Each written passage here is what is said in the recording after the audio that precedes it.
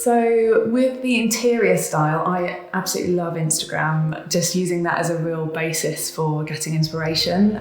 Pinterest too, but really seeing what other people have done on Instagram, saving various bits, quizzing them, okay, how did you do that? Where was this? Looking at suppliers and things. So I went down a lot of rabbit holes, and I spent about 4 days probably trying to decide what light switches to have, which was just such a waste of my brain space. But actually, once you've done it, I'm really happy with the finishes we got. But we also we had some advice from an interior designer who I found on Instagram as well. Her name's Lisa, and I loved her kitchen. And so I reached out and said, is this something you offer? And that was really helpful. So we had a series of about 4 or 5 Zoom calls in the middle of the pandemic, just for me to say, okay, here's my vision for the kitchen. Please give us some advice. And she just helped us narrow things down. So I knew I wanted wooden cabinets, but I had no idea whether we wanted oak, smoked wood, walnut, or anything. So she pulled some colour palettes together and some material palettes, and that really helped because then we knew what worked well together and things. It's just, my other half got a bit fed up of me talking about the kitchen. So it was really helpful for me to have somebody that was really, really engaged on the other end of the Zoom who wanted to create the perfect space as well.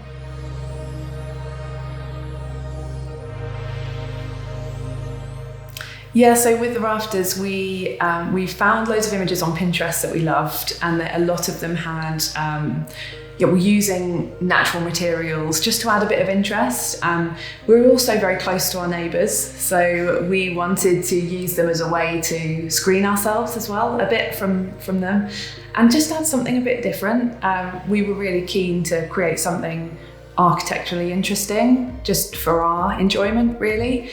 So we went to our architect and said, we'd love to do something like this, but a bit more modern, what would you recommend? And there's so much use of wood throughout the rest of our house. We've got wooden floors upstairs and downstairs and things like that. So we just wanted to incorporate that into this space.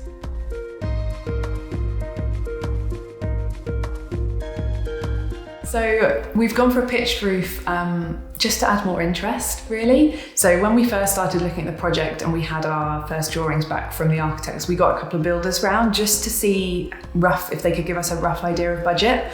We didn't want to go into planning thinking we couldn't afford to build what we were hoping to.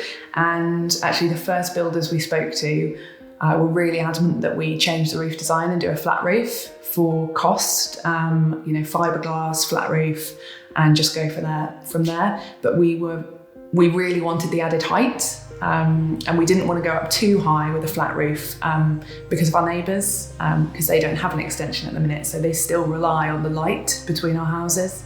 So yeah, it was always needing to be pitched in my eyes.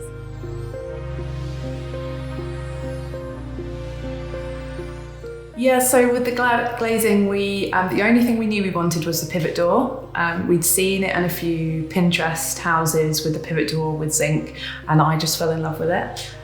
So we went to a company in London. We went and had a look around a few companies to see how they worked, and we were really impressed because I was worried it was going to be really heavy, or that it would be somewhere for people to trap their fingers all the time and things like that. So we built the extension round having a pivot door, and then all the other glazing came next.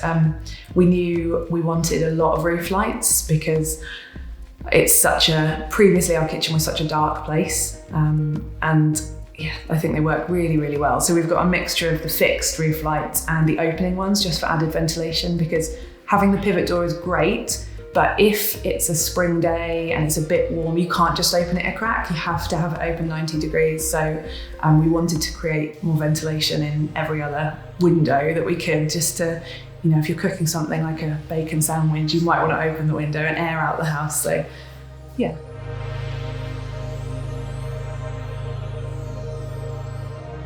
I found Roofmaker online. I just did a Google search. I work in digital marketing, so Google is my home. It's where I am 99% of the day. So I did a Google search, and I think I clicked on one of the ads, and I saw the website, and it was so handy. And I loved how you could get an instant quote, because I found a lot of suppliers really difficult to get prices from. You have to submit drawings, wait a couple of weeks and speak to you on the phone before you get given a price. And when you're in that early planning stage, we spent a lot of time worrying about whether or not our budget would cover everything that we wanted to. So it was really helpful to be able to just get an online quote.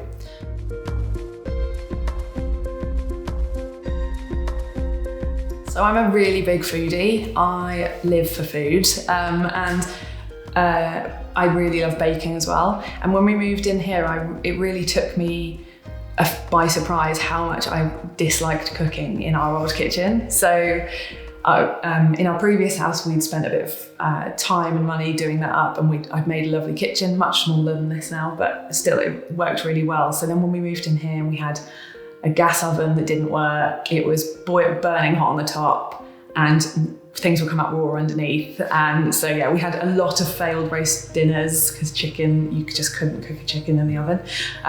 So it's really changed the way we think about our evenings and things like that. So my partner's even changed the hours he works at work, because he used to go in early, have breakfast at work, and just because he didn't want to hang out at home in the morning and have breakfast in our horrible kitchen. So I'm really overplaying it a bit there, but now we sit down in the morning and have breakfast together before we go to work, which is really nice.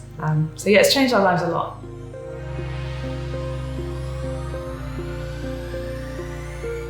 If you create more kitchen cupboards and kitchen drawers, you will fill them. We've definitely got way too much, but I find myself thinking, oh, I could buy that because I've got somewhere to put it now, which is a bit mad. And I guess, is there anything else? I'm just so happy with it. I want to show it off. So I want to have friends around because it's such a nice space to entertain and cook while you've got people sitting around and stuff. So yeah, it's just made us, I think, be a bit more sociable.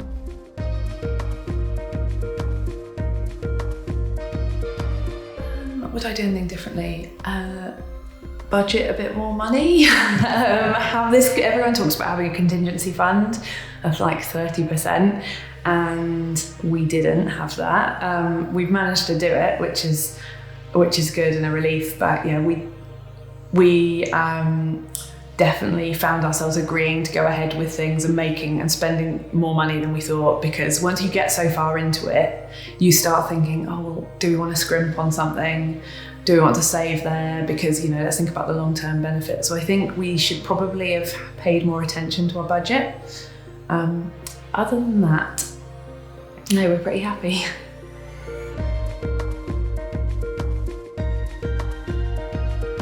I'd probably spend quite a long time researching, if you're going to use an architect, researching a really good partner for you.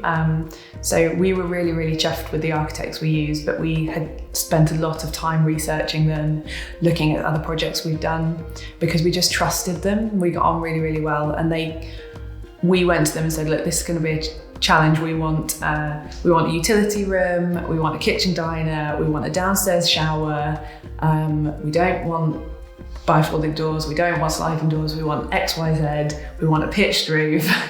And we didn't think they'd be able to do it, and they did. So yeah, spending time in the planning phase I think is really important, and then budgeting properly.